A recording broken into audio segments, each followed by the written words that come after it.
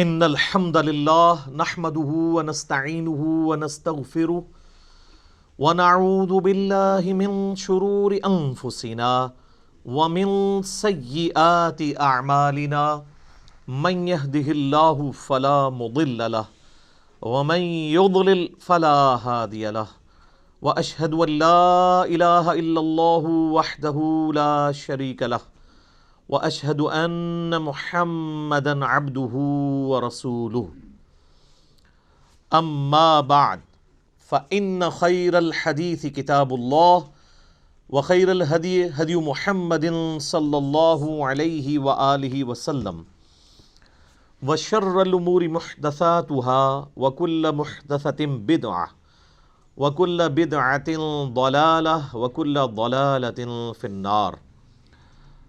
اعوذ باللہ السمیع العلیم من الشیطان الرجیم من ہمزہ ونفخہ ونفثہ بسم اللہ الرحمن الرحیم رب اشرح لی صدری ویسر لی امری واحلل عقدۃ من لسانی یفقہوا قولی. بسم اللہ الرحمن الرحیم ان اللہ وملائکتہ یصلون علی النبی یا ایہا الذین آمنوا صلوا علیہ وسلموا تسلیما. اللہم صل علی محمد وعلی آل محمد کما صلیت علی ابراہیم وعلی آل ابراہیم انک حمید مجید. اللہم بارک علی محمد وعلی آل محمد کما بارکت علی ابراہیم وعلی آل ابراہیم انک حمید مجید. اللہم ربنا آتنا فی الدنیا حسنة وفی الآخرة حسنة وقنا عذاب النار. ربنا آتنا من لدنک رحمة وہیئ لنا من امرنا رشدا. لا الہ الا انت سبحانک انی کنت من الظالمین. حسبنا اللہ ونعم الوکیل. یا حی یا قیوم برحمتک استغیث ولا حول ولا قوة الا باللہ العلی العظیم. آمین. الحمدللہ آج 15 دسمبر 2019 کو سنڈے کے دن قرآن کلاس نمبر 8 نمبر میں ہم اللہ کے فضل سے سورۃ البقرہ کا آغاز کرنے جا رہے ہیں. ہماری کلاس نمبر 7 پوری کی پوری سورۃ الفاتحہ کے اوپر تھی، چونکہ وہ قرآن حکیم کا مقدمہ ہے اور قرآن کی چند صورتوں میں سے ہے ایسی صورت جو مکمل طور پر یکمشت نازل ہوئیں. سورۃ الفاتحہ جو ہے وہ نزول کے اعتبار سے تو مکی صورت ہے، لیکن پورے قرآن کا مقدمہ ہے. قرآن حکیم میں اب جتنے بھی مضامین آئیں گے ان سب کی جڑ سورۃ الفاتحہ کے اندر آ چکی ہے. سورۃ الفاتحہ کے کنزیکٹو بعد اللہ تعالیٰ نے سورۃ البقرہ کو مصحف کی ترتیب میں رکھا ہے. اگرچہ یہ ترتیب نزولی کے اعتبار سے مدنی صورت ہے، لیکن مصحف کی ترتیب میں یہ اگر سورۃ الفاتحہ کو قرآن کا مقدمہ مانا جائے تو پہلی صورت قرآن پاک کی سورۃ البقرہ ہے.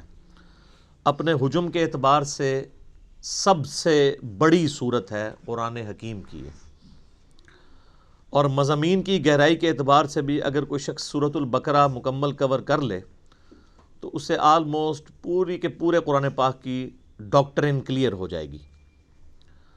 اور ظاہر ہے یہ آلموسٹ 2.5 پاروں پہ پھیلی ہوئی صورت ہے. آپ کو پتہ ہے کہ قرآن حکیم میں 2/3 قرآن جو ہے وہ مکی ہے اور 1/3 قرآن جو ہے وہ مدنی ہے. اس 1/3 قرآن میں سے بھی 2/3 حصہ وہ پہلے آلموسٹ 6.5 پارے ہیں جو 4 صورتیں ہیں مدنی. سورہ فاتحہ تو مکی ہے، وہ مقدمہ ہے. اس کے بعد سورہ البقرہ، سورہ آل عمران، سورۃ النساء اور سورۃ المائدہ، یہ کنزیکٹو 4 مدنی صورتیں ہیں اور یہ 6.5 پاروں کے اوپر پھیلی ہوئی ہیں.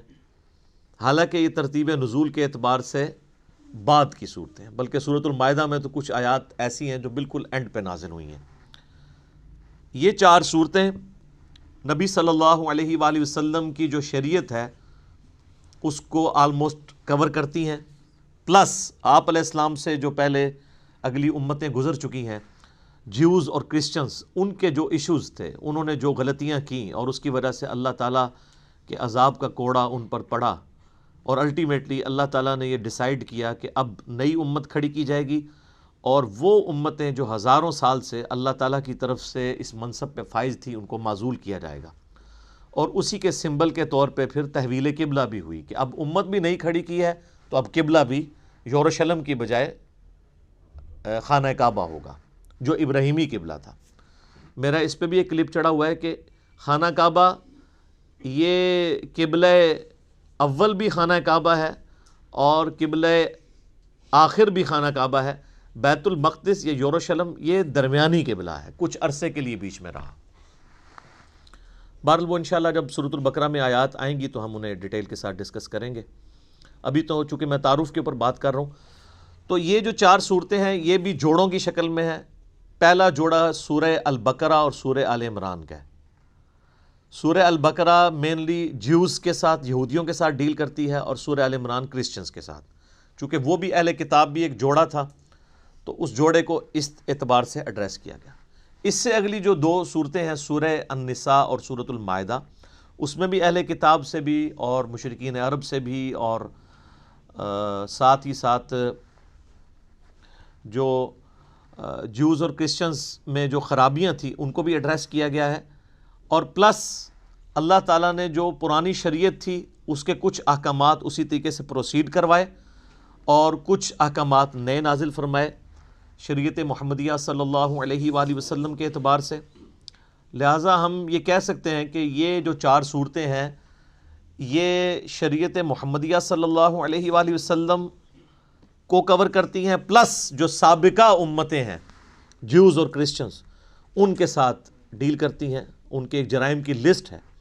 اور یہی حکمت ہے اس کے اندر کہ یہ صورتیں آغاز میں اس لیے رکھی گئیں تاکہ چونکہ اکثر مسلمان نسلی ہونے تھے، تو نسلاً جو مسلمان ہیں جن کے ماں باپ مسلمان ہیں جب وہ قرآن پڑھیں تو ان کو یہ پتہ چلے کہ اس امت سے پہلے بھی اللہ کی لاڈلی امتیں گزری ہیں، لیکن جب انہوں نے وقت کے پیغمبر کی دعوت کو پس پش ڈال دیا، کتابوں کو پس پش ڈال دیا، تو اللہ تعالیٰ نے پھر ان کا یہ لحاظ نہیں کیا کہ یہ لاڈلی امتیں ہیں، ان میں 3 کتابیں نازل ہوئی ہیں، تورات، زبور، انجیل، اور سینکڑوں صحائف نازل ہوئے ہیں اور ہزاروں پیغمبر آئے ہیں، اللہ تعالیٰ نے انہیں معزول کر کے نئی امت کھڑی کر دی۔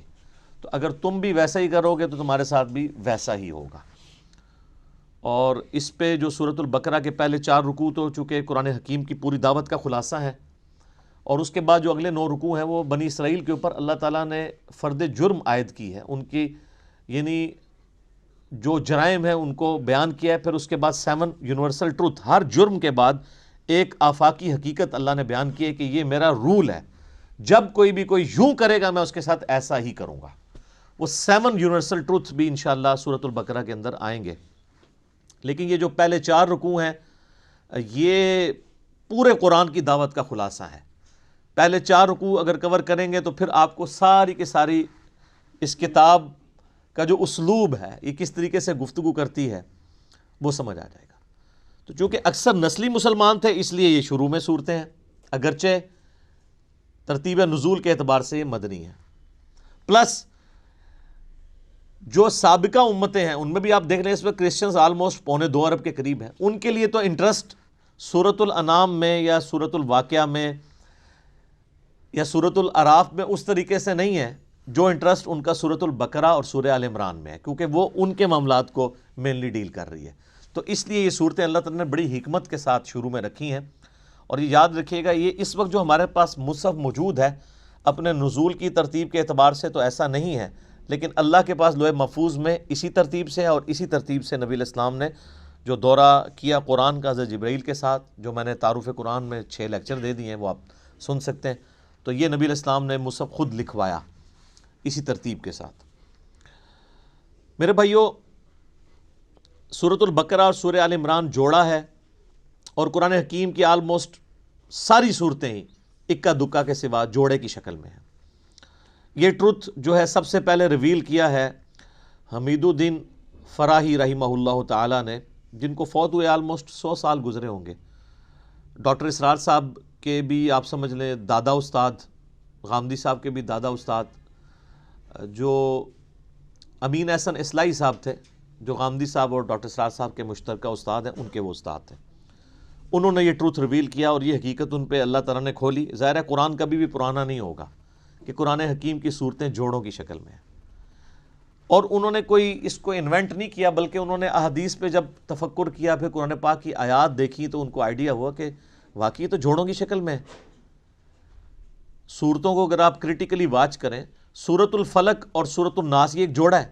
حدیث میں بھی المعوذتین، دو پناہ دینے والی صورتیں ان کو کہا گیا ہے. اور انسان میں بھی مرد و عورت کا جوڑا جو ہوتا ہے وہ ایک دوسرے کا ریسیپروکل ہوتا ہے، لیکن ایک مشترکہ چیز کی اچیومنٹ کے لیے وہ جوڑا جو ہے یعنی اولاد کی پیدائش کا ذریعہ دونوں کو بنایا گیا. سورۃ الفلق اور سورۃ الناس بڑا پرفیکٹ جوڑا ہے. سورۃ الفلق میں ان چیزوں کے شر کے اگینسٹ اللہ کی پناہ مانگی گئی ہے جو باہر سے حملہ آور ہوتی ہیں، اور سورۃ الناس میں ان چیزوں کے شر کے اگینسٹ پناہ مانگی گئی ہے جو داخلی ہیں، جو اندر سے حملہ آور ہوتی ہیں. تو یہ دونوں چیزیں امپورٹنٹ ہیں، باہر سے حملہ ہونے والی خارجی چیزیں اور داخلی چیزیں. جوڑا ہے. سورہ بقرہ سورہ آل عمران بھی جوڑا ہے. سورۃ البقرہ میں جوز اور سورہ آل عمران میں کرسچنز. اور اس کا اشارہ بھی موجود ہے صحیح مسلم کے اندر. نبی صلی اللہ علیہ وآلہ وسلم نے فرمایا کہ قرآن حکیم کی تلاوت کیا کرو، قرآن اپنے پڑھنے والے کے لیے سفارش کرے گا. اور پھر آپ نے بالخصوص فرمایا کہ سورۃ البقرہ اور سورہ آل عمران یہ قیامت والے دن دو پرندوں اور دو بادلوں کی شکل میں چمکتے ہوئے، الزہراوین کے الفاظ ہیں، دو چمکتے ہوئے بادلوں کی شکل میں ظاہر ہوں گی اور اللہ تعالیٰ سے جھگڑا کریں گی اس شخص کے حق میں جو ان کی تلاوت کیا کرتا تھا. یہ صحیح مسلم الفاظ ہیں. اور آپ علیہ السلام نے فرمایا کہ اپنے گھروں میں اس کی تلاوت کرو، جادوگر سورہ بقرہ کو نہیں پہنچ سکتے. اور صحیح مسلم شریف میں حدیث ہے کہ جس گھر میں سورہ البقرہ کی تلاوت کی جاتی ہے وہاں سے شیطان بھاگ جاتا ہے، شیاطین بھاگ جاتے ہیں. اور یعنی یہ جادوگروں کے اگینسٹ، شیاطین کے اگینسٹ یہ سورۃ البقرہ جو ہے یہ بڑی پرفیکٹ صورت ہے. اس کے علاوہ بھی یعنی بخاری مسلم میں آپ کو اس کے کئی ایک فضائل مل جائیں گے. میں نے آلریڈی مسئلہ نمبر 112 ABC 3 لیکچرز جو ہیں وہ قرآن حکیم کی 12 صورتوں کے فضائل کے اوپر ریکارڈ کروا دیا ہے. جسے شوق ہو تو وہ ان لیکچرز کو دیکھ لے. اور مسلم شریف کے یہ بھی الفاظ ہیں کہ نبی علیہ السلام نے فرمایا کہ سورہ البقرہ کو پڑھنا برکت ہے اور اسے چھوڑ دینا حسرت ہے. یعنی اس کے اندر وہ فضائل ہیں کہ وہ کوئی محروم شخص ہی اس سے محروم رہے گا. بخاری و مسلم میں ایک اور حدیث ہے، سیدنا اسید بن حضیر رضی اللہ تعالیٰ عنہ کہتے ہیں کہ ایک رات میں سورہ بقرہ کی تلاوت کر رہا تھا تو میرے پاس ایک گھوڑا میرا بندھا ہوا تھا تو اس نے بدکنا شروع کر دیا. تو میں نے تلاوت روک دی تو وہ بالکل سٹیبل ہو گیا. پھر میں نے تلاوت شروع کی، وہ بدکنا شروع ہو گیا. حتیٰ کہ وہ کہتے ہیں میرا ایک چھوٹا سا بیٹا جو پاس ہی لیٹا ہوا تھا یحییٰ، مجھے خطرہ ہوا کہ یہ گھوڑا اس پہ نہ چڑھ دوڑے، اتنا بدکے. میں نے پھر تلاوت روک دی تو میں بڑا پریشان ہوا کہ یہ سورہ البقرہ کی تلاوت کرنے سے یہ اس طرح کے ایفیکٹ کیوں آ رہے ہیں. یہ صحیح مسلم میں بھی ہے، بخاری میں بھی حدیث ہے. تو کہتے ہیں میں نے بائی چانس ہی جب نگاہ اٹھا کے دیکھا تو مجھے اپنے اوپر ایک بہت بڑا بادل نظر آیا جس میں کئی ایک چراغ روشن تھے، اور بیسیکلی وہ فرشتے تھے. اور جب میں تلاوت شروع کرتا تھا وہ بادل نیچے آ جاتا تھا اور اس کی وجہ سے گھوڑا بدکتا تھا. تو صبح کے وقت میں نے نبی علیہ السلام سے جب یہ واقعہ بیان کیا تو آپ علیہ السلام نے فرمایا وہ فرشتے تھے جو تمہاری تلاوت سننے کے لیے آئے تھے، اور اگر تم یہ تلاوت جاری رکھتے تو وہ زمین پہ بھی اتر آتے اور عام لوگ بھی ان کو دیکھ لیتے. اچھا یہ ایکسپیرینس اب نہیں ہوں گے. اس طرح کے ایکسپیرینسز نبی علیہ السلام کے مبارک دور میں اس لیے ہوتے تھے کہ اللہ تعالیٰ ایک نئی امت کھڑی کر رہا تھا. صحیح بخاری میں حدیث ہے، عبداللہ ابن مسعود کہتے ہیں کہ ہم نے نبی علیہ السلام کے ساتھ اس حال میں کھانا کھایا ہے کہ ہم جب لقمہ توڑ کے منہ میں ڈالنے لگتے تو ہم اس کی تسبیح کی آواز بھی سنا کرتے تھے. آپ ذرا امیجن کریں کہ آپ جناب کھانا کھاتے ہوئے نوالا آپ کے ہاتھ میں اور اس میں سے آواز آ رہی ہو سبحان اللہ وبحمدہ سبحان اللہ العظیم. اب یہ ایکسپیرینسز جو ہیں وہ صحابہ کرام کو اس لیے ہوتے تھے کہ اللہ تعالیٰ نے ان میں ایمان کوٹ کوٹ کے بھرنا تھا. وہ نئی امت کھڑی کی تھی سر، اس لیے پھر ان کا پیشن آپ نے دیکھا ہے نا کہ بڑی تھوڑی سی جماعت کے ساتھ انہوں نے دنیا کی سپر پاورز الٹ کے رکھ دی ہیں. ان کو ایک لمحے کے لیے بھی شک نہیں ہوا تھا کہ ہم جو ہیں وہ کسی غلط دعوت کو لے کے چل رہے ہیں. اسی لیے تو ان کا کانفیڈنس لیول عروج کے اوپر تھا. تو جب وہ اتنے دلیر لوگ جب ٹکراتے تھے تو سامنے لوگ تو ان کا مقابلہ نہیں کر سکتے تھے. سیدنا خالد بن ولید یعنی ان کی مبارک عادت تھی جب بھی میدان جنگ میں جاتے تھے تو اپنے مخالف کمانڈر کو یہ خط لکھا کرتے تھے کہ میں ایسی فوج تم سے لڑانے کے لیے لے کے آیا ہوں کہ جتنا تمہیں عورتوں سے اور شراب سے شغف ہے نا، اس سے زیادہ وہ اپنی موت کو عزیز رکھتے ہیں، کیونکہ ان کے لیے ایک جنت استقبال کر رہی ہے۔ قرآن میں جب آیا کہ بڑھو اس جنت کی طرف جس کی چوڑائی زمین و آسمان کے فاصلے کے برابر ہے، سورۃ الحدید میں، تو سر پھر یہی کچھ ہی ہوگا۔ تو ایسی قوم کا مقابلہ کون کر سکتا تھا؟ تو لیکن اس قوم کو ایمان بالغیب سے ایمان بالشہادہ تک پہنچانے کے لیے نبی علیہ السلام کے مبارک ہاتھوں سے ایسے معجزات کروائے گئے، یا آپ کی مبارک زندگی میں ایسے معجزے ظاہر ہوئے جس سے لوگوں کو یقین آ گیا کہ نبی علیہ السلام اللہ کے سچے پیغمبر ہیں۔ بخاری مسلم میں کتنی حدیثیں ہیں آپ کی مبارک انگلیوں سے پانی کے چشمے جاری ہوتے ہوئے صحابہ کرام نے دیکھے۔ اب اگر کوئی شخص پانی کے چشمے انگلیوں سے جاری ہوتے ہوئے دیکھ لے، اور ایک پیالے میں مبارک ہاتھ رکھنے سے، بخاری مسلم کے الفاظ ہیں، جابر بن عبداللہ کہتے ہیں کہ 1500 صحابہ نے وضو کیا، جانوروں کو پانی پلایا اور سٹور کر لیا، اور اللہ کی قسم وہ پانی اتنا تھا کہ ہم 1,00,000 بھی ہوتے نا تو پانی زیادہ تھا۔ اس وقت بہرحال ہم 1500 تھے۔ اب اس طرح کے بے شمار یعنی ایکسپیرینسز، میں نے اس کے اوپر پورا لیکچر دیا ہے، مسئلہ نمبر 131 ABCD، نبی علیہ السلام کے معجزات کے اوپر، اس کے بعد پھر کرامات، استدراج، علوین، یہ ساری چیزیں کیا ہیں، ان کو میں نے ڈسکس کیا۔ تو اس طرح کے ایکسپیرینسز اس وقت ہو جایا کرتے تھے۔ پھر صحیح مسلم کے اندر ایک حدیث ہے کہ قرآن حکیم کی جو آیت اعظم ہے، آپ علیہ السلام نے ابی ابن کعب سے پوچھا کہ بتاؤ قرآن کی سب سے عظمت والی آیت کون سی ہے؟ تو انہوں نے کہا اللہ لا الہ الا هو الحی القیوم۔ نبی علیہ السلام اتنے خوش ہوئے کہ آپ نے اپنا مبارک ہاتھ ان کے سینے پہ مارتے ہوئے کہا کہ ابو منذر، تمہیں تمہارا علم مبارک ہو، یعنی بڑی آبزرویشن ہے تمہاری کہ تم نے قرآن حکیم کی سب سے عظیم ترین آیت کو، یعنی نبی علیہ السلام کے بتائے بغیر انہوں نے آبزرو کر لیا کہ یہ آیت ہے۔ پھر وہ بخاری میں، وہ بھی سورۃ البقرہ میں ہے، آیت الکرسی، آیت نمبر 255 ہے سورۃ البقرہ کی۔ پھر بخاری میں وہ بڑی لمبی حدیث ہے جو انسانی شکل میں آ کے شیطان جو ہے وہ مال جو تھا، مال غنیمت کہہ لیں، بیت المال کی جو حفاظت کے لیے حضرت ابو ہریرہ کو نبی علیہ السلام نے جو ہے وہ رکھا ہوا تھا، تو رات کے وقت وہ شیطان انسانی شکل میں آتا تھا۔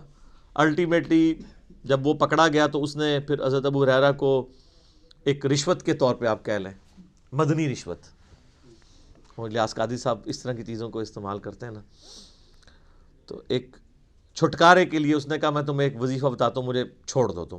ان کا میں تو نبی علیہ السلام کے پاس پیش کروں گا تمہیں۔ ان کو نہیں پتا تھا یہ شیطان ہے، انسانی شکل میں آیا تھا، کیونکہ اس ٹائم علم غیب نہیں ہوتا تھا، یہ تو بزرگوں کو بعد میں پتہ چل جاتا ہے نا۔ تو حضرت ابو ہریرہ کو تو علم غیب کوئی نہیں تھا۔ اب نبی علیہ السلام کے پاس جب آئے، آپ نے فرمایا تمہیں پتہ ہے یہ 3 راتوں سے جو تمہارا مہمان بنا ہوا تھا نا چوری کرنے کے لیے، جو بیت المال کی آیا تھا، وہ شیطان تھا۔ البتہ جو اس نے جاتے ہوئے یہ بات کی نا کہ قرآن حکیم میں ایک آیت ایسی ہے کہ اگر تم رات کو بسترے پہ جاتے وقت تلاوت کر لو تو صبح تک اللہ تعالیٰ تمہاری حفاظت پہ ایک فرشتہ معمور کر لے گا، تو وہ ہے تو جھوٹا تھا، اس نے بات سچی کی ہے۔ تو اس سے ایک اصولی بات پتہ چل گئی کہ اگر کوئی جھوٹا شخص بھی صحیح بات کرے نا تو بات کو لینا چاہیے، بندے کو چھوڑ دینا چاہیے۔ یہاں حالت یہ ہے کہ کوئی بندہ جو ہے وہ بات کرتا ہے تو کہتے ہیں اس کی داڑھی پوری نہیں ہے تو ہم اس کی بات نہیں مانیں گے، یہ ہمارے فرقے کا نہیں ہے ہم اس کی بات نہیں مانیں گے۔ وہ یہ دیکھو بات کیا کر رہا ہے، یہ نہ دیکھو بات کون کر رہا ہے۔ یہ نبی علیہ السلام نے ہمیں تعلیم دی ہے، اور مولویوں کی کامیابی کا راز یہی ہے کہ وہ اس حدیث کے اوپر عمل نہیں کرنے دیتے، وہ فوراً ڈکلیئر کرتے ہیں یہ تو بدعتی ہے، یہ تو گمراہ ہے، یہ رافضی ہے، یہ ناسبی ہے، یہ خارجی ہے، یہ بد مذہب ہے، اس سے بچنا ہے۔ تو سب سے بڑا بد مذہب اس روئے عرض پہ اگر کوئی ہو سکتا ہے تو شیطان ہی ہو سکتا ہے نا، اور کنفرم جہنمی اگر کوئی ہو سکتا ہے تو وہ شیطان ہے۔ تو نبی علیہ السلام فرمایا ہے جھوٹا ہے، بات سچی کی ہے۔ تو شیطان اگر سچی بات کرے تو لے لیں، تو اگر آپ ہمیں شیطان ہی سمجھتے ہیں تو تب بھی آپ بات دیکھیں، اب وہ بات آپ کے خلاف ہے تو یہ اسی طریقے سے ہے کہ وہ انگریز آپ کو آ کے کہے کہ جی سورہ بقرہ کی آیت نمبر 279 میں اللہ تعالیٰ نے ڈکلیئر کیا ہے اس شخص کو، اللہ اور اس کے رسول کی جنگ ہے اس کے خلاف جو سود کھاتا ہے۔ آپ کہیں جی چونکہ تو انگریز ہے اس لیے میں یہ بات نہیں مانتا، تو وہ آپ انگریز کا انکار کر رہے ہوں گے یا قرآن کا؟ قرآن کا۔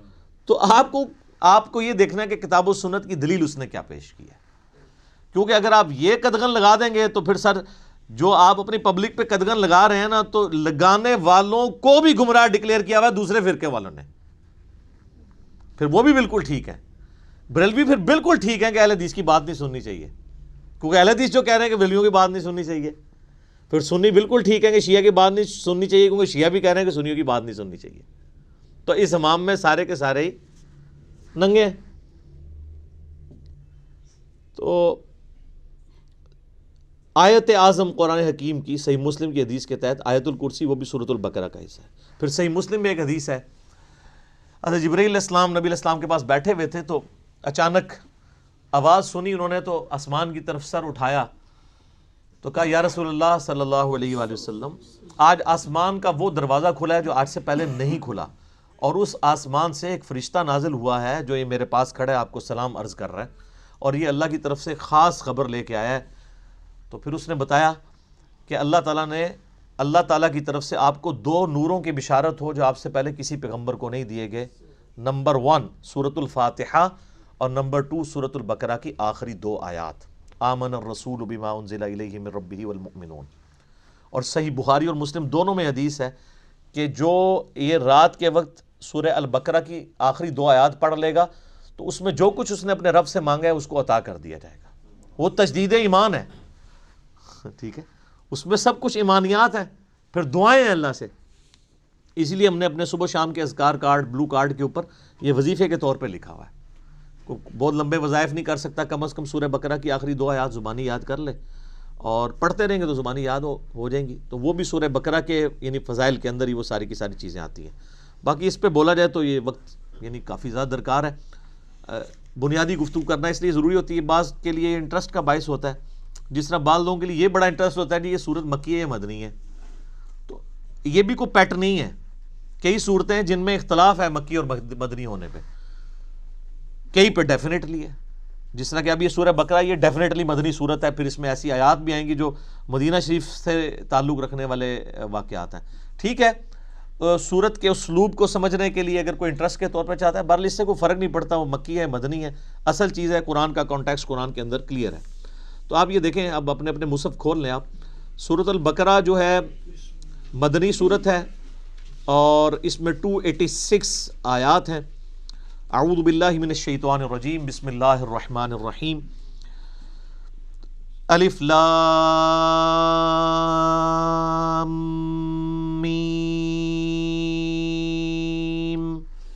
اس کو ایسے ہی پڑھنا ہوتا ہے، الف لام میم نہیں ہے، یہ وہ اردو میں ہے، عربی میں سے ایسے ہی پڑھنا ہوگا، 3 سے 5 الف تک کھینچنا ہوگا، لام کو بھی اور میم کو بھی، اور لام اور میم چونکہ اس کا جنکشن ہے تو میم کے اوپر تشدید بھی ہے، غنہ بھی ہو رہا ہوگا اس اعتبار سے کہ میم کی آواز۔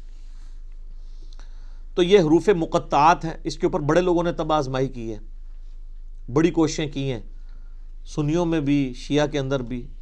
ہمارے قریبی دوست ہیں، شیعہ عالم دین ہیں، ثاقب اکبر صاحب، جو ملی یکجہتی کونسل کے سیکٹری بھی ہیں، انہوں نے ایک پوری کتاب لکھی ہے حروف مقطعات کے اوپر۔ انہوں نے سارے اقوال جو اہل سنت کے ہاں بھی تھے، اہل تشیع کے ہاں بھی تھے، ان سب کے سب اقوال کو جمع کیا ہے۔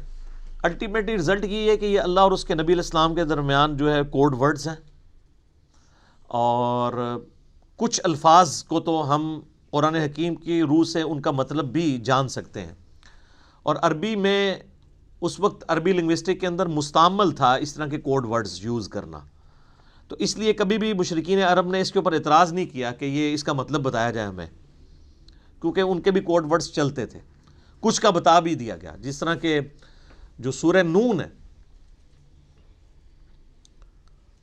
سورۃ القلم بھی جسے کہتے ہیں، پارہ نمبر 29 میں، تو اس میں صاحب الحوت کا ذکر آیا، یعنی مچھلی والے، کون؟ سیدنا یونس علیہ السلام۔ اور سورہ الانبیاء میں حضرت یونس کا نام ہے ذن نون، نون والا، جیسے ہم کہتے ہیں نا ذل جلال یا ذل جلال، حالت رفع میں پڑھا جائے گا ذل جلال، جلال والا اللہ کا نام ہے۔ تو وہاں پہ ذن نون، نون والا، تو نون والا کون؟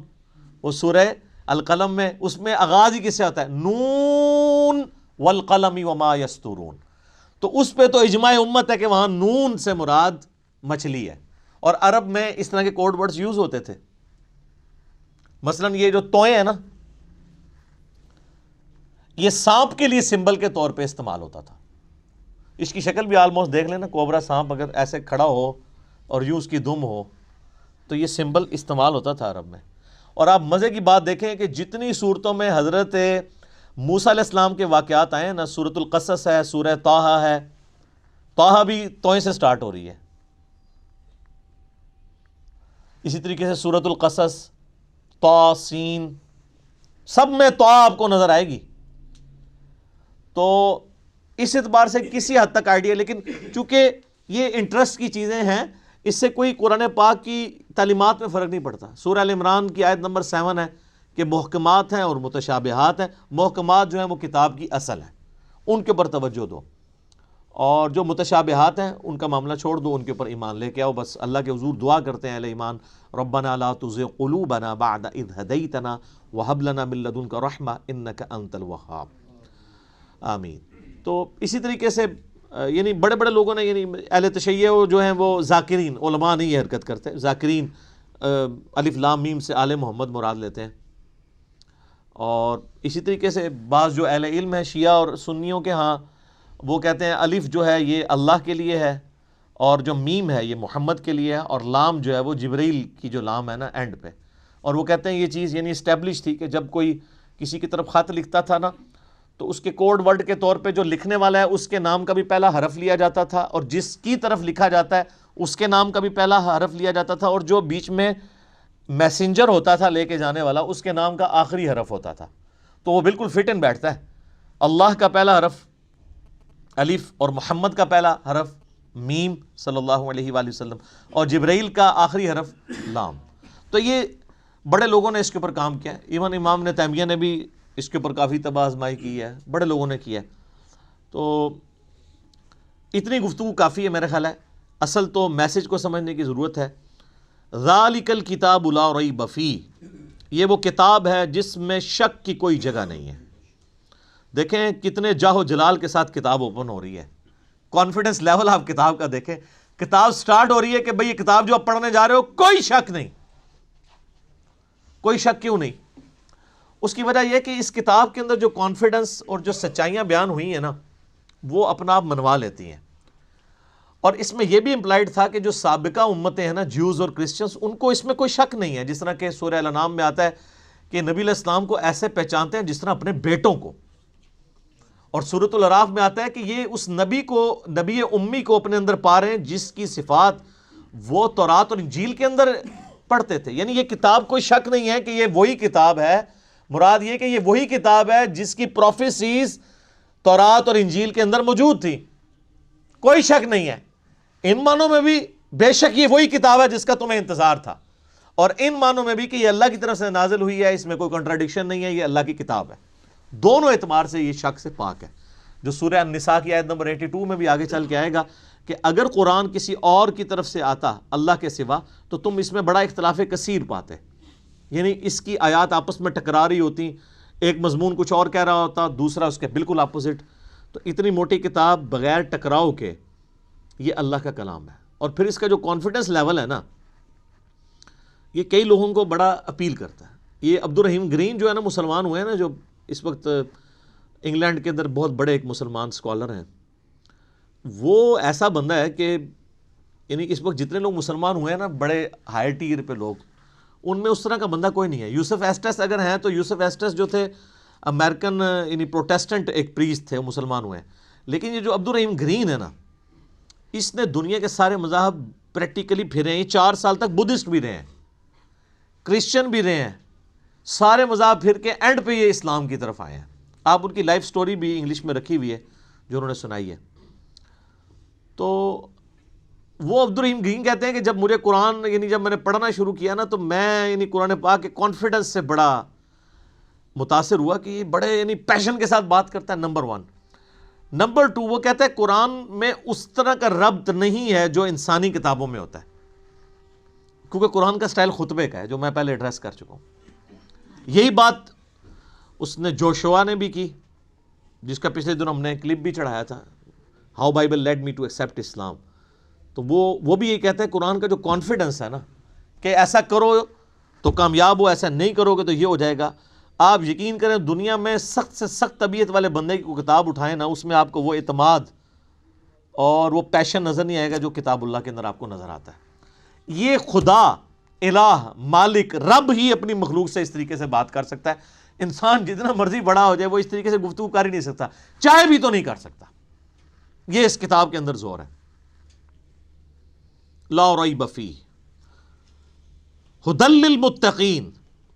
اگر فی ہی کو آپ آگے ملا لیں, لا ریب پہ آپ وقف کر لیں تو پھر یہ معنی بنے گا کوئی شک کی جگہ نہیں ہے. فی ہی ھدی للمتقین, اس میں ہدایت ہے پرہیزگاروں کے لیے. فی کو پیچھے کر لیں تب بھی معنی میں کوئی فرق نہیں پڑتا. ھدی للمتقین, یہ قرآن ہدایت ہے ان لوگوں کے لیے جو ڈر جائیں. یہ ترجمہ اصل ترجمہ ہے اس کا. وقار عربی میں کہتے ہیں نا بچنے کو. اچھا ہم جب کہتے ہیں نا قرآن میں ہدایت ہے پرہیزگاروں کے لیے, یہ ترجمہ کر رہے ہوتے ہیں. اچھا تو جو نان پرہیزگار ہیں ان کے لیے ہدایت کہاں ہے؟ سوال ہے نا. تو اس کا معنی ہی غلط کیا گیا. اس کا ترجمہ مولانا مودودی رحمہ اللہ تعالیٰ نے بالکل ٹھیک کیا کہ یہ کتاب ہدایت ہے ان لوگوں کے لیے جو ڈر جائیں, چاہے وہ کافر ہے, چاہے مسلمان ہے, چاہے گناہ گار ہے, چاہے نیکوکار ہے. کئی نیکوکار ہے پرہیزگار ہیں لیکن ہر الٹا کام کر رہے ہیں کیونکہ وہ متقی نہیں ہے. پرہیزگار یعنی جو آپ نے لائسنس رکھے ہوئے ہیں, داڑھی, شلوار ٹخنوں سے اوپر, تسبیح, ٹوپی, یہ لائسنس ہی ہے نا کسی کی پرہیزگاری کا. آج دنیا میں کسی کو جج کرنے کا طریقہ کیا ہوتا ہے؟ بڑا نیک ہے, وہ کیا دیکھ رہے ہوتے ہیں؟ یہی کچھ دیکھ رہے ہوتے ہیں, گیٹ اپ. حالانکہ تقویٰ تو ادھر ہوتا ہے, وہ تو اللہ کو پتہ ہے ریاکاری کے لیے کر رہا ہے, دکھلاوے کے لیے کر رہا ہے, کس لیے کر رہا ہے. بہرحال جو دنیا کے لائسنس ہیں ان میں جو پرہیزگار ہیں ان میں سے کئی لوگ ہیں جو متقی نہیں ہیں. تو ھدی للمتقین, یہ ہدایت ہے ان کے لیے جو ڈر جائیں.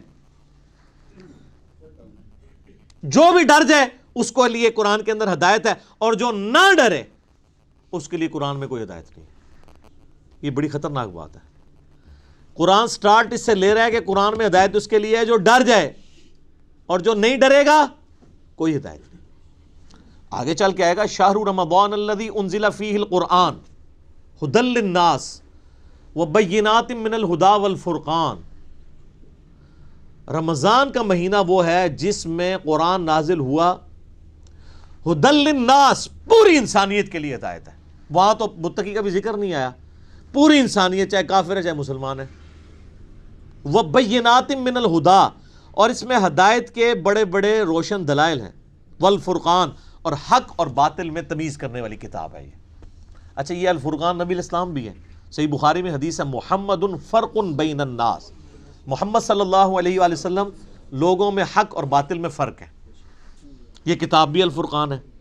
تو ھدی للمتقین, ان کے لیے ہدایت ہے جو ڈر جائیں. اس کا کیا مطلب ہے؟ کہ جو شخص زندگی میں غور و تفکر کے بعد اس رزلٹ پہ پہنچے کہ مجھے میری مرضی کے بغیر کسی نے پیدا کیا اور اس نے اس فیس آف ارتھ میں مجھے پٹ کر دیا, اور یہ میری آبزرویشن ہے کہ سب لوگوں نے مرنا ہے. تو اگر سب لوگوں نے مر جانا ہے تو مر کے کس اگلی ایسی زندگی میں جانا ہے؟ اگر کسی کے بنائے سے ہم بنے ہیں تو پھر جس نے بنایا ہے اس کو رسپانس نہ کیا تو مرنے کے بعد جب اس کے سامنے پیشی ہوگی مرنے کے بعد تو کہیں شرمندگی نہ اٹھانی پڑے. جب یہ تصور کسی بھی انسان کے دماغ میں آ جائے, اس کا دل اس تصور کی گواہی دے دے تو وہ فوراً ڈر جائے گا, یار مجھے کس نے پیدا کیا؟ میرے تو ماں باپ کو بھی نہیں پتا کہ مجھے کس نے پیدا کیا, وہ خود کیسے پیدا ہوئے. تو الٹیمیٹلی ایک خدا کا تصور آتا ہے نا, وہ اللہ جس نے ہماری مرضی کے بغیر ہمیں پیدا کیا وہ ہمارے ساتھ کچھ بھی کر جائے ہمیں کو بچا نہیں سکتا. سب سے بڑا تو اس نے ہمارے ساتھ کام کر دیا نا کہ پیدا کر دیا, ہم سے پوچھ کے کیا. تو اب بھی جو کچھ وہ کرے گا تو کوئی نہیں کچھ کر سکتا. تو اس میں پھر آسانی کی راہ کیا ہے کہ اسی رب کی پناہ لے لی جائے, اور اسی کے لیے کتابیں نازل ہوئیں, پیغمبر آئے, کہ سورۃ البقرہ کے پہلی 4 رکوع کے اندر پورے قرآن کا خلاصہ آ جائے گا. تو جب ایسا شخص غور و تفکر کرے گا نا تو فوراً اس کے اندر ایک ڈر پیدا ہوگا، یار میرا کیا بنے گا، کہیں میں نے جانا ہے، کسی کو منہ دکھانا ہے، میں کیا کروں؟ تو اس کے لیے پھر قرآن میں ہدایت ہے. ایسا شخص الٹیمیٹلی قرآن تک بھی پہنچ جائے گا، پیغمبروں کی تعلیمات تک بھی پہنچ جائے گا، اور ایسا شخص جب قرآن کو پڑھے گا تو اسے ہدایت ملے گی. فذکر بالقرآن من یخاف وعید، اے نبی علیہ السلام قرآن سے اسے نصیحت کریں جو اللہ کی دھمکی سے ڈر جائے. کتنی حیران کن بات ہے، نبی علیہ السلام کو منع کیا گیا، جو دھمکی سے نہیں ڈرتا اس کے لیے کوئی نصیحت نہیں ہے. فذکر ان نفعت الذکر، نصیحت کرو اگر نصیحت کرنا کسی کو فائدہ دیتا ہو. سیذکر من یخشی، نصیحت اس کو کریں جو ڈرتا ہے. وَيَتَجَنَّبُهَا الْأَشْقَى، اور جو شکی ہو چکا ہے، بدبخت ہو چکا ہے، ڈرنے کے لیے تیار نہیں، چھوڑ دیں. الَّذِي يَصْلَى النَّارَ الْكُبْرَى، اس کا علاج یہ کہ ہم اسے بڑی آگ پہ پیش کریں گے. ثُمَّ لَا يَمُوتُ فِيهَا وَلَا يَحْيَا، پھر وہ نہ وہاں پر زندوں میں ہوگا نہ مردوں میں. قَدْ أَفْلَحَ مَن تَزَكَّى، بے شک کامیاب وہ ہوا جس نے اپنے نفس کا تزکیہ کر لیا، پاکیزگی کی روش اختیار کر لی. وَذَكَرَ اسْمَ رَبِّهِ فَصَلَّى، اور اپنے رب کا نام لے کر نماز قائم کی، نماز پڑھی. آپ دیکھیں کہ سورہ الاعلیٰ، اس کو آپ پورے کے پورا یعنی ایک جو اللہ کی دعوت ہے اس کو کور کرتی ہے. بل تؤثرون الحیات الدنیا، لیکن تمہارا اصل مرض یہ ہے کہ تم دنیا کی زندگی کو ترجیح دیتے ہو. والآخرۃ خیر لک من الاولی، والآخرۃ خیر وابقی، جبکہ آخرت جو ہے وہ بہتر بھی ہے اور باقی بھی رہنے والی. ان ھذا لفی الصحف الاولی، یہی ایک یونیورسل ٹروتھ اور کانٹے کی اصل بات تھی جو قرآن سے پہلے صحیفوں میں بھی نازل ہوئی تھی. صحف ابراہیم و موسیٰ، چاہے وہ ابراہیم کے صحائف ہوں چاہے موسیٰ علیہ السلام کے صحائف، ایک ہی کانٹے کی بات تھی. کیا؟ بل تؤثرون الحیات الدنیا والآخرۃ خیر وابقی. اب یہ بھی سر پھر ہم صحیح کہتے ہیں نا کہ کتابوں کا خدا اور ہے اور بابوں کا خدا اور. یہ کتابیں ڈسکس ہو رہی ہیں. اللہ اکبر. الذین یؤمنون بالغیب، وہ ڈر جانے والے لوگ کون ہیں؟ ان کی نشانی آئی ہے کہ وہ غیب پر ایمان رکھتے ہیں. غیب کہتے ہیں ان سین چیز کو. جو غیب پر ایمان نہیں رکھتا اس کے لیے قرآن میں کوئی ہدایت نہیں ہے. اچھا غیب پہ سب نے ایمان رکھا ہوا ہے، لیکن جب ان سے پوچھیں گے تو پتا چلے گا واقعی رکھا ہوا ہے. کسی بھی شخص سے اگر آپ پوچھیں کہ یہ جو دنیا کا سارے کا سارا نظام چل رہا ہے ایک بڑا سسٹمیٹک وے سے چل رہا ہے، یہ آرگنائزڈ ہے. اب تو جس طرح سائنس نے ترقی کی ہے، پہلے تو وہ زمانہ تھا لوگ کہتے تھے مٹی سے خود بخود ڈڈو بن کے نکل آتے ہیں. نہ اس وقت لوگوں کو ڈی این اے اسٹرکچر کا پتہ تھا، نہ جینز کا. اب تو لوگ کہتے ہیں نا جی نہ جناب، یہ تو پاسبل ہی نہیں ہے. زمین و آسمان کی ساری مخلوقات مل کے مٹی سے ڈڈو نہیں بنا سکتی. یہ بنانے سے بن رہا ہے، انڈے میں سے چوزا بنانے سے نکل رہا ہے. تو یہ اتنے آرگنائز چیز ہے. وہ کہتے ہیں نہیں جی کوئی ایک سپریم بینگ یا کوئی سپر نیچرل ایجنسی ہے جس نے ہر چیز کو ایک ٹریک کے اوپر چڑھایا ہوا ہے کہ ایک بیج بوتے ہیں 6 ارب گنا بڑا درخت بن جاتا ہے. اس بیج کے اندر جو زندگی ہے پھر اس کے اندر کس طریقے سے وہ پرفارم کرتا ہے، پتے پھر پھول نکلتے ہیں، پھر پھل بنتا ہے، پانی کے ذریعے کیا کچھ ہو رہا ہے. یعنی ایک تو ایک ٹاپک ہے، اس پہ گھنٹوں بولا جا سکتا ہے. یہ ساری جو فزیکل فنومینا آف نیچر ہے، قانون قدرت ہے، جب ان کو آبزرو کرتا ہے نا تو غیب پہ سارے ایمان رکھے ہیں کہ نہیں یار کوئی چلا رہا ہے. پوچھیں کدھر ہے؟ وہ کہتے ہیں ہمیں نظر نہیں آ رہا، لیکن وہ ایسا باطن ہے کہ اس سے زیادہ ظاہر کوئی نہیں ہے، اور ایسا ظاہر ہے کہ اس سے زیادہ باطن کوئی نہیں ہے. اللہ اپنی قدرتوں سے کتنا ظاہر ہے لیکن سب سے پوشیدہ ہے. تو یہ سب کچھ غیب کی طرف انسان کو لے جاتا ہے. تو وہ یقین کیے ہوئے ہیں ڈر جانے والے لوگ کہ یار کسی کے کرنے سے ہو رہا ہے. یہ جو ہارمنی ہے یونیورس کے اندر، سر اب جو کچھ ہمیں پتہ چل رہا ہے سائنس کی برکت سے، تو انسان پریشان ہو جاتا ہے کہ یہ نظام چل رہا کیسے ہے۔ میں آپ کو صرف یہ بتاتا ہوں کہ سائنٹسٹ کہتے ہیں کہ اس کائنات میں اتنا بیلنس ہے کہ اگر ایک بال پوائنٹ کو اس کی نوک پہ کھڑا کر دیا جائے، یہ پاسبل ہے کہ نوک پہ کھڑا ہو جائے؟ بہت ہی زیادہ کوئی سوفسٹیکیٹڈ بیلنس ہو تو یہ پاسبل ہے، اور یہ 1 ارب سال یوں کھڑی رہے، گرے نا۔ اس سے زیادہ بیلنس جو ہے نا وہ اس کائنات میں ہے، اور یہ balance millions of fine tunings کے ساتھ چل رہا ہے۔ ایک ایک فائن ٹیون اگر خراب ہو جائے نظام نہیں چل سکتا۔ یعنی پانی کو اگر آپ دیکھیں تو پانی کی جتنی پراپرٹیز ہیں، کیمیکل پراپرٹیز، فزیکل پراپرٹیز، ہر ایک فائن ٹیون ہے۔ اس کی گریوٹی ڈسٹرب ہو جائے ختم۔ یہ فضا کے اندر جو آکسیجن اور نائٹروجن کی مقدار ہے، نائٹروجن زیادہ ہو جائے یا آکسیجن کم ہو جائے، کوئی زندہ رہ سکتا ہے؟ یہ بھی ایک فائن ٹیوننگ ہے۔ سورج کا زمین سے فاصلہ، یہ بھی فائن ٹیوننگ ہے۔ پھر سورج اور زمین کے درمیان جو اللہ تعالیٰ نے لیئرز رکھی ہیں، 99.99% ہارمفل ریز ہیں سورج کی، وہ نیچے آتی نہیں ہیں، راستے میں ریپیل ہو جاتی ہیں۔ کچھ اگر کراس بھی کرتی ہیں ارتھ میگنیٹک فیلڈ کی وجہ سے ریپیل ہو جاتی ہیں، اور صرف وہی آتی ہیں۔ سر سائنٹسٹ کہتے ہیں کہ یہ میریکل پلانٹ بنایا گیا ہے اس لیے کہ یہاں پہ زمین پہ انسانیت کو آباد کیا جائے۔ وہ کہتے ہیں یہ پلان کے بغیر ہو ہی نہیں سکتا، اس کو لائف کے لیے، لائف ایگزسٹ کرنے کے لیے فیزیبل بنایا گیا ہے۔ وہ کہتے ہیں سپریم بی یا مدر نیچر، کوئی بھی نام دے دیں، الٹیمیٹلی غیب پہ سب کے سب لوگ ایمان رکھتے ہیں۔ تو سر جب وہ اس طرح کے غیب پر ایمان رکھنے والے لوگ ہوں گے تو پھر الٹیمیٹلی ان کے اندر ایک کوالٹی پیدا ہو جائے گی کہ وہ اس گاڈ کو رسپانس کریں گے۔ وہ کہیں گے بس سب کچھ پھر تو ہی تو ہے، تیرے لیے سب کچھ ہونا چاہیے۔ تو وہ اگلی بات ہے، وَيُقِيمُونَ الصَّلَاةَ، نماز قائم رکھتے ہیں۔ پھر وہ نماز پڑھتے نہیں ہیں، نماز پڑھنے والے بہت ہیں، قائم رکھنے والے بہت تھوڑے ہیں۔ یعنی نماز کا پھر حق ادا کرتے ہیں۔ ایک تو اس میں ظاہر ہے سب سے بہتر چیز وہی ہے، یعنی پاکیزگی کا اعتبار سے اور پھر پروٹوکول سے نماز پڑھنا۔ پھر اس کے بعد نماز پڑھنے کے بعد جب آپ حقوق العباد کے معاملات میں آئیں گے تو آپ واقعی جس خدا کو آپ نماز کے اندر مانے ہوئے تھے، نماز کے باہر بھی اسی خدا سے ڈرتے ہوئے آپ ہیرا پھیری نہیں کریں گے، ڈنڈی نہیں ماریں گے، رشتہ داروں کے حقوق نہیں دبائیں گے، ماں باپ کے ساتھ بد اخلاقی نہیں کریں گے، بیوی بچوں کے حقوق نہیں سلب کریں گے، کسی کی جائیداد نہیں ہتھیائیں گے، کسی کو دھوکہ نہیں دیں گے، دودھ میں پانی نہیں ملائیں گے، حرام خوری نہیں کریں گے۔ یہ سب کی سب چیزیں نماز قائم کروا رہی ہوں گی آپ سے۔ تو نماز قائم کرتے ہیں۔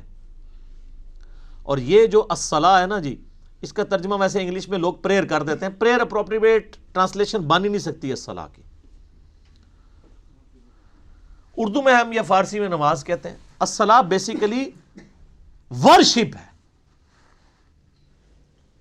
ہم اللہ کی پریئر نہیں کرتے، ورشپ بھی کرتے ہیں پلس پریئر۔ نماز پریئر تو ہوتی ہے دعائیں، جس طرح کرسچنز آپ دیکھیں اپنے گرجوں میں جا کے میوزک کے ساتھ بھی دعائیں کر رہے ہوتے ہیں، وہ صرف پریئر ہے، وہ نماز نہیں پڑھ رہے ہوتے۔ ہم نماز پڑھتے ہیں صلاح، جس میں پریئر بھی ہوتی ہے اور ورشپ۔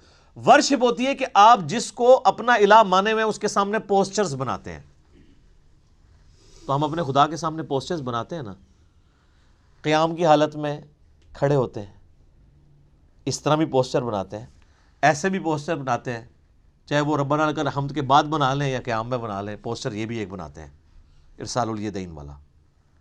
پھر گھٹنے پہ ہاتھ رکھ کے رکوع کی حالت میں اللہ کے سامنے پوسچر بناتے ہیں، پھر الٹیمیٹلی اپنا ماتھا زمین پہ رکھ کے پوسچر بناتے ہیں، پھر بیٹھ کے پوسچر بناتے ہیں۔ یہ سارے کے سارے جو پوسچرز ہیں ہماری ادائیں ہیں، اور پھر ہر ادا کے اندر ہم اذکار بھی کر رہے ہوتے ہیں، پریئرز بھی کر رہے ہوتے ہیں۔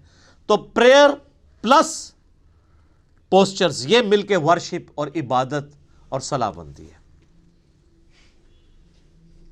وَمِمَّا رَزَقْنَاهُمْ يُنْفِقُونَ، اور وہ خرچ کرتے ہیں اس رزق میں سے جو ہم نے ہی ان کو دیا تھا۔ کیا بات ہے!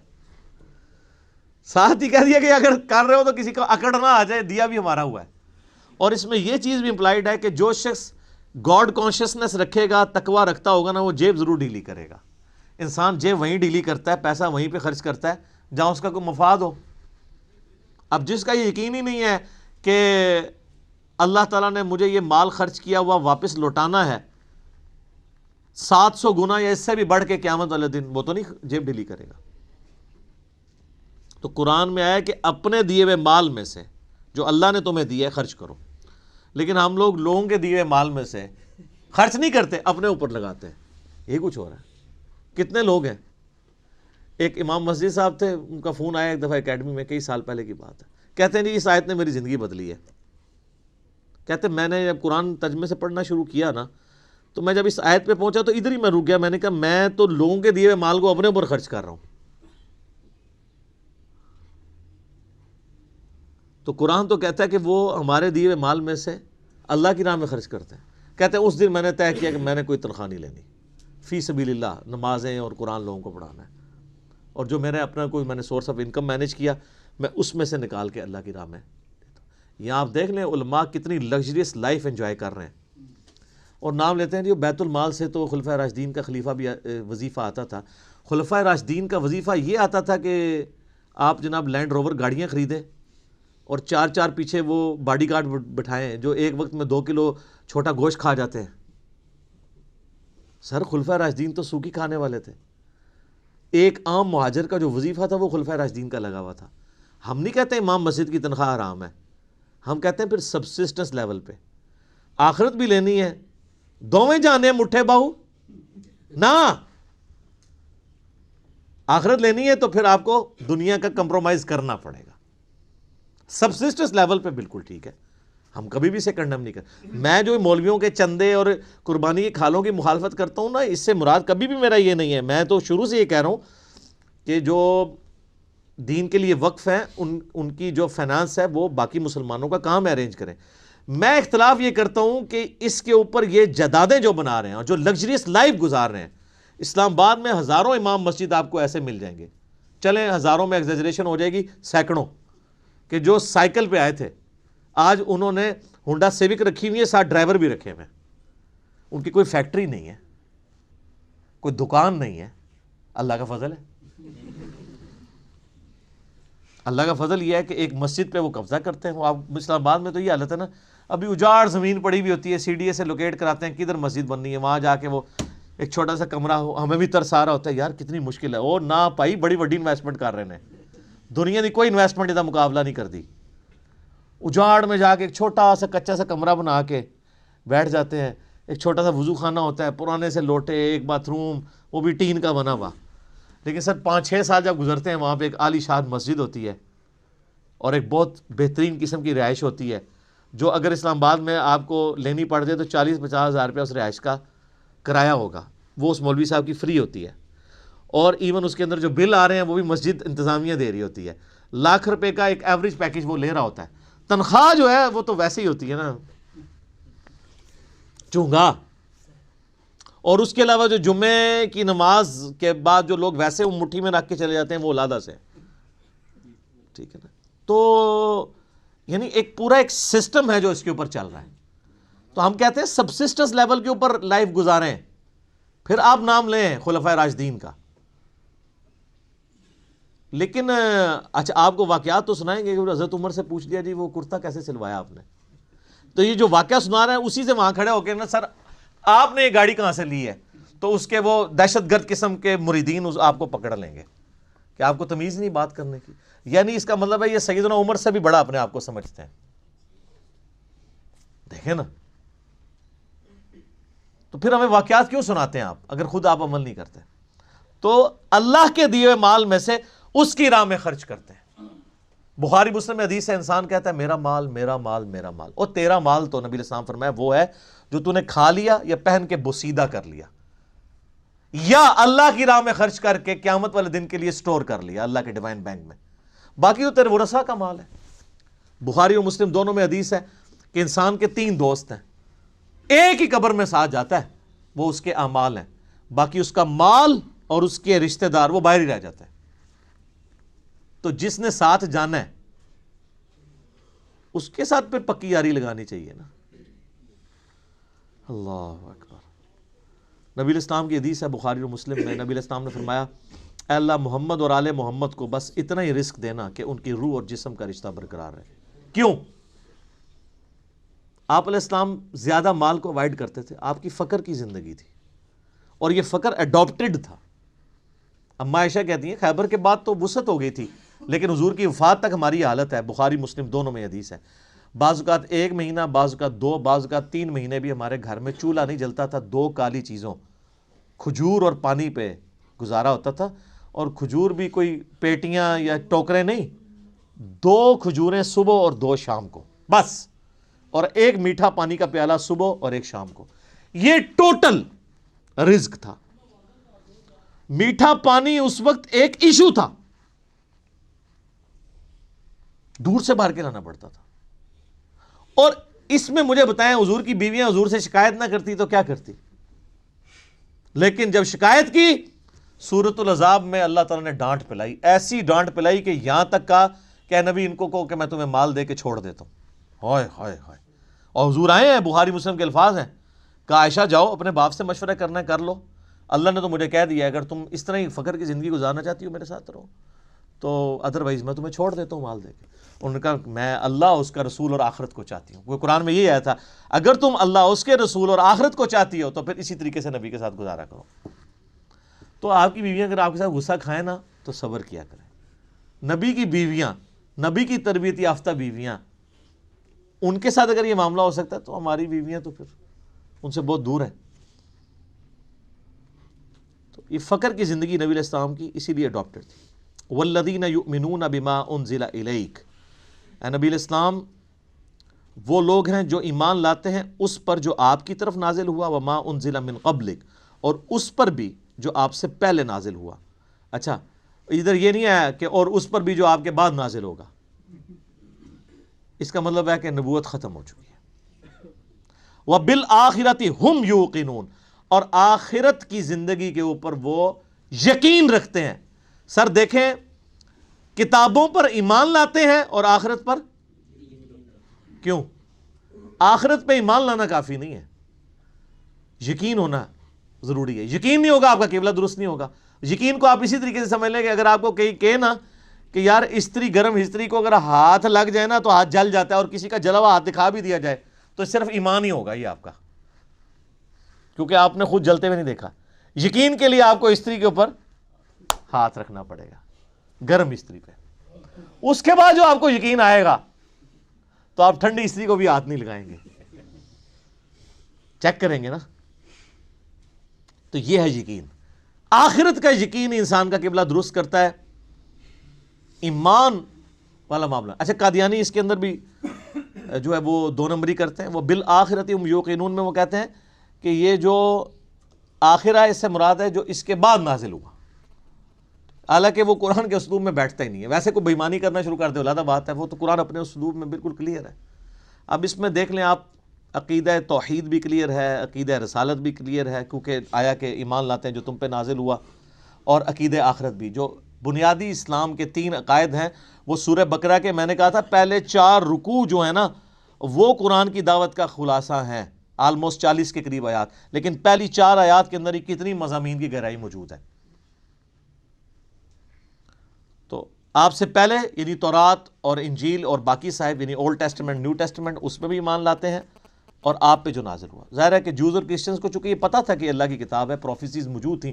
ایون آج کی آپ انجیل مقدس اٹھائیں، جو انارکلی سوسائٹی، جو بائبل سوسائٹی جو ہے انارکلی لاہور، اس میں اولڈ ٹیسٹمنٹ، نیو ٹیسٹمنٹ اور صحائف جو ہیں وہ بنی اسرائیل کے پیغمبروں کے، انہوں نے انجیل مقدس کے نام سے آلموسٹ اتنی والیوم کی ہے، لیکن وہ باریک رائٹنگ ہے، قرآن سے 3 گنا بڑی وہ کتاب ہے۔ آپ اس میں ابھی بھی آپ اولڈ ٹیسٹمنٹ میں تورات کے اندر چلے جائیں، ڈیوٹرانومی چیپٹر نمبر 18 کی جو ہے وہ آیت نمبر 18 پڑھ کے دیکھ لیں۔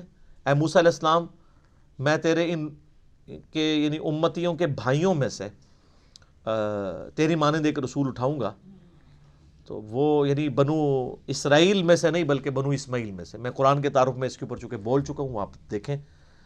اسی طریقے سے گاسپل آف جان جو ہے نیو ٹیسٹمنٹ میں، اس میں چیپٹر نمبر 15 سے لے کے 18-19 تک آپ کو نبی علیہ السلام کے علاوہ کے حوالے سے پروفیسیز ملیں گی حضرت عیسیٰ علیہ السلام کی، کہ جی مجھے تم سے ابھی بہت کچھ کہنا ہے لیکن تم اس کے متحمل نہیں ہو۔ جب وہ دنیا میں ہستی تشریف لائیں گی، میں تمہارے آسمانی جو باپ ہے یعنی خدا سے یہ بات کروں گا کہ وہ ہستی تم میں آئے اور وہ تمہیں وہ چیزیں سکھائیں گی جس کے ابھی تم متحمل نہیں ہو، وہ اللہ تعالیٰ ان کے منہ میں اپنا کلام ڈالے گا. وہ اپنی خواہش نفس سے کچھ نہیں کہیں گی، وہ وہی کہیں گی جو اللہ ان کو وہی کرے گا. وہی جو ہم کہتے ہیں نا وَمَا يَنطِقُ عَنِ الْهَوَىٰ إِنْ هُوَ إِلَّا وَحْيٌ يُوحَىٰ. تو نبی علیہ السلام، اور اس میں الفاظ ہیں کہ وہ دنیا میں میرا نام روشن کریں گی. حضرت عیسیٰ علیہ السلام کا نام پھر دیکھیں کیسا روشن ہوا ہے. ان کے اوپر جو جیوز نے تہمتیں لگائی تھیں وہ اس کتاب نے دور کی، اور کرسچنز نے جو ان کے نام پہ شرک کھڑا کیا تھا اس کو بھی دور کیا. تو حضرت عیسیٰ ابن مریم علیہ السلام، اللہ تعالیٰ نے اس قرآن کے ذریعے ان کا نام دنیا میں روشن کیا. اسی لیے آپ دیکھیں اس وقت جو سب سے زیادہ نان مسلم ہو رہے ہیں نا وہ کرسچنز ہیں، کیونکہ مسلمز ہی اونلی بلیورز ہیں on the face of earth, Christians کے علاوہ جو حضرت عیسیٰ کو پیغمبر مانتے ہیں. یہودی تو ان کو دجال کہتے ہیں نعوذ باللہ، اور وہ ایک مسیح کے انتظار میں ہے جو آ کے جا چکا ہے. اب جب دجال آئے گا اس کو وہ مسیح مان لیں گے، حالانکہ جو ان کی کتابوں میں مسیح تھا وہ عیسیٰ ابن مریم تھے جن کو انہوں نے انکار کر دیا. اور کرسچنز نے ان کے بارے میں ڈیوینٹی کلیم کر دی، کسی نے خدا کا بیٹا کہہ دیا اور کسی نے کہہ دیا یہ خود ہی خدا ہیں. اللہ تعالیٰ نے ان تمام نظریات کا رد اس کتاب میں کر کے حضرت عیسیٰ علیہ السلام کی صفائی پیش کی، صحیح عقائد بتائے، جوز کی غلطیاں ہائی لائٹ کی، کرسچنز کی وہ انشاءاللہ آگے شروع ہوں گا. اب آگے جو ہے وہ انسانیت میں جو 3 گروہ ہیں ان کا ذکر آئے گا، کہ یہ تو ایمان والے جو گروہ ہیں ان کے بارے میں، بلکہ ایک آیت اس کے ساتھ آپ اگر جوڑ ہی لیں تاکہ یہ مضمون مکمل ہو جائے. اگلی آیت جو ہے نا اولئک علی ھدی من ربہم واولئک ھم المفلحون، ایسے ہی لوگ اپنے رب کی طرف سے ہدایت پہ ہیں اور ایسے ہی لوگ کامیاب ہونے والے ہیں. یہ پہلی 5 آیات کے اندر اللہ تعالیٰ نے انسانیت کے پہلے گروہ کا ذکر کیا ہے جو ایمان تک پہنچے گا. اس کے بعد پھر کافروں کا ذکر آئے گا، پھر اس کے بعد منافقین کا. یہ 3 گروہوں کا ذکر آئے گا. آج ہم نے سورۃ البقرہ کی پہلی 5 آیات کے اندر ان لوگوں کو کور کر لیا ہے، اور اس کا پھر کنکلوژن بھی اللہ نے سنا دیا کہ کامیاب لوگ پھر یہی ہوں گے. ٹھیک ہوگا جی. سبحانک اللہم وبحمدک اشہد ان لا الہ الا انت استغفرک واتوب الیک. اللہم صلی علی محمد وعلی آل محمد کما صلیت علی ابراہیم وعلی آل ابراہیم انک حمید مجید. اللہم بارک علی محمد وعلی آل محمد کما بارکت علی ابراہیم وعلی آل ابراہیم انک حمید مجید. اللہ تعالیٰ سے دعا ہے جو حق بات میں نے کہی اللہ تعالیٰ ہمارے دلوں میں راسخ فرمائے. اگر جذبات میں میرے منہ سے کوئی غلط بات نکل گئی اللہ تعالیٰ ہمیں معاف بھی کر دے، ہمارے دلوں سے محو کر دے، ہمیں کتاب و سنت کی تعلیمات پر عمل کر کے دوسرے بھائیوں تک پہنچانے کی توفیق عطا فرمائے. سبحانک اللہم وبحمدک اشہد ان لا الہ الا انت استغفرک واتوب الیک وما علینا الا البلاغ المبین. جزاکم اللہ خیرا.